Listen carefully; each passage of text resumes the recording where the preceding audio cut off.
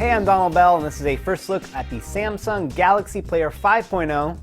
Just like Apple's iPod Touch, this is one of those devices that's kind of like a smartphone without the phone. It's running Google's Android 2.3 software and includes all the perks like the official Android Market, Gmail, Maps, Google Talk, all that stuff. The price is around $269, but I've seen it as low as $250, but that's still a $50 premium over what you pay on an iPod Touch with the same 8 gigabytes of storage. Now, you are getting a much bigger 5-inch screen compared to that 3.5-inch screen on the iPod Touch.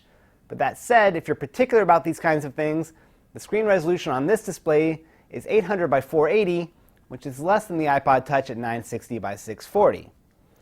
You're also getting a much thicker product. The Player 5 is close to half an inch thick, making it bulkier than most smartphones and much thicker than the iPod Touch. Now, that does leave room for a micro SD expansion slot up here on the top, which accepts up to 32 gigabytes of extra storage. On the bottom, there's a headphone jack and a micro USB port for syncing and charging.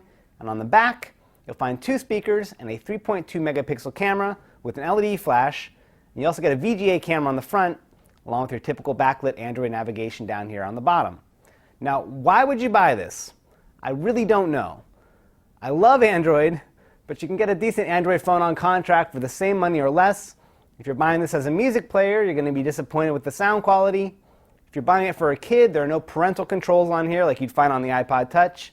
And if you're buying it for video, $199 color is going to give you more screen at a lower price and have the same micro SD memory expansion. Now, even if Samsung drops the price here at $199, I still really feel like there are better products out there for the money. So there you go, that's the Samsung Galaxy Player 5.0. For CNET.com, I'm Donald Bell.